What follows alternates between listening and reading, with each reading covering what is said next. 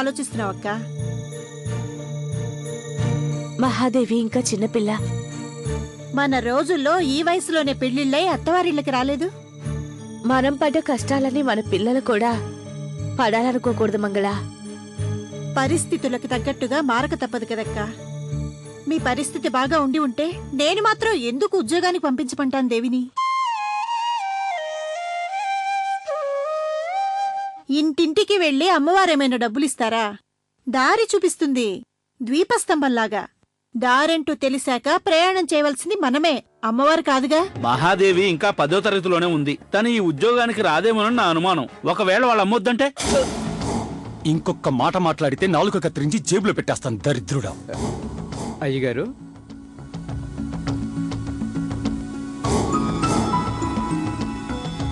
ఏమయ్యా, ఇచ్చిన డబ్బుకి లెక్కలన్నీ సరిగా రాసావా, లేక ఇచ్చేశాను గానీ ఇంటికి పట్టుకుపోయావా? నేనెప్పుడు తప్పులు లెక్కలు రాయనని మీకు బాగా తెలుసు కదా అయ్యగారు. మీ అబ్బాయి ఫామ్ హౌస్ కి వెళ్తానని 1 లీటర్ పెట్రోల్ కి డబ్బులు తీసుకున్నాడు. దానికి మీరు సంతకం. మహాబలుడి భార్య మంగళకి రేపు 35,000 రూపాయలు ఇవ్వాలి కదా.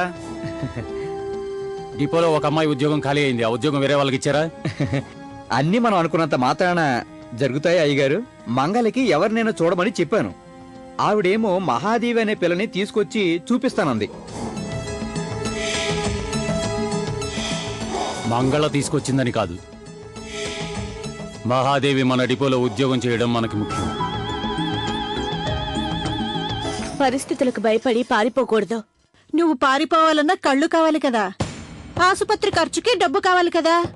నెల నెల ఒకసారి చెకప్పు, ప్రతిరోజు మాత్రలు టానికులు. నేనే ఉద్యోగం చేస్తాను. కళ్ళు కాళ్ళు ఉన్న వాళ్ళకి ఉద్యోగం దొరకటం కష్టం. నాకేం పాలు పోవడం లేదు మంగళ. మంగళ పార్వతిని ఒప్పించి తీరాలి. మహాదేవి మన డిపోకి ఉద్యోగానికి వచ్చి తీరాలి. విడిచిపెట్టండి అయ్యా, చచ్చిపోతాడేమో. ఆ మంగళకి ఊరికే 35,000 ఇచ్చామనుకున్నావా? ఆ పార్వతిని ఒప్పించలేకపోతుందా? మహాదేవిని ఇక్కడికి ఉద్యోగానికి పంపించాలని ఆ మంగళకి తెలీదా? అయ్యా, ఆ మంగళకి దురాశ ఎక్కువ. పార్వతి మొండిది, ఎన్నాలని మొండికేస్తుంది. తప్పకుండా దారికి వస్తుంది, చూడండి. నువ్వు సరిగ్గానే చెప్పావనిపిస్తుంది పిన్నమ్మా. కానీ నేను అమ్మని కూడా ఒప్పించాలి కదా. మనసు కనుక కష్టపడితే కంటి చూపు త్వరగా రాదట. ఆ రోజు డాక్టర్ గారు కూడా ఆ మాటే చెప్పారు. అలాగా? ఆ డాక్టర్ గారు ఫ్రీగా వైద్యం చేస్తాడట్నా? డాక్టర్లు అన్నాక అలాగే చెప్తారు. జేబు నిండా డబ్బులుంటే ప్రతివాడు గీతోపదేశం చేస్తాడు. ఎందుకో తెలుసా? డబ్బు కనుక ఉంటే వాళ్లకు బాధలు ఉండవు, కష్టాలు ఉండవు. నాకేం పాలుపోవడం లేదు పిన్నమ్మా. నువ్వు చెప్పేది బాగానే ఉందనిపిస్తోంది, అమ్మ చెప్పేది బాగానే ఉందనిపిస్తోంది. అమ్మా నాన్న ఏమంటారో అని ఆలోచించొద్దు. అందువల్ల ఎలాంటి ప్రయోజనమూ ఉండదు. అమ్మని అడుగుతానుండు. అమ్మ ఎలా చేయమంటే అలాగే చేస్తాను.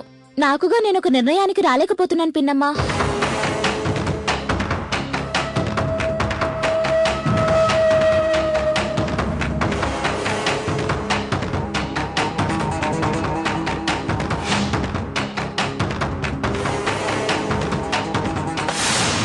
నరికేయాలా మహాదేవిని?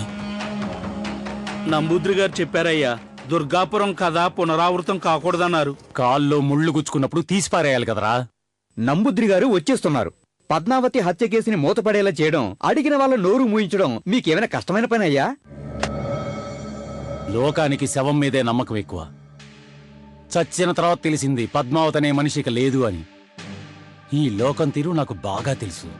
ఆ సదాశివయ్యని బెయిల్ మీద బయటికి తీసుకురావాలని మహాదేవి ప్రయత్నిస్తుంది. బెయిల్ రావాలంటే డబ్బులు కావాలి. లాయర్ ఏమో డబ్బులు రాని కేసు పట్టించుకోరు. గాలానికి ఎర ఉంటే ఏ చేపైనా పడుతుంది. ఆవేశపడకండయ్యా. నేను వెళ్ళి ఉద్యోగం చేస్తాను. నెలకు 5,000 రూపాయలు వస్తుంది.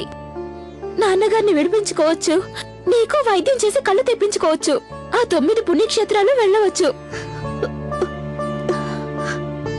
అందుకు నా మనసు ఒప్పుకోవట్లేదు తల్లి. నువ్వేగా అంటున్నావు. మన ఈ కష్టాలన్నీ ఏదో ఒక రోజు తప్పకుండా తీరిపోతాయని అన్నావు కదమ్మా. అంటే నా ఉద్దేశం, నేను ఉద్యోగానికి వెళతానమ్మా. నువ్వు సరే అనకపోతే నా మీదొట్టే.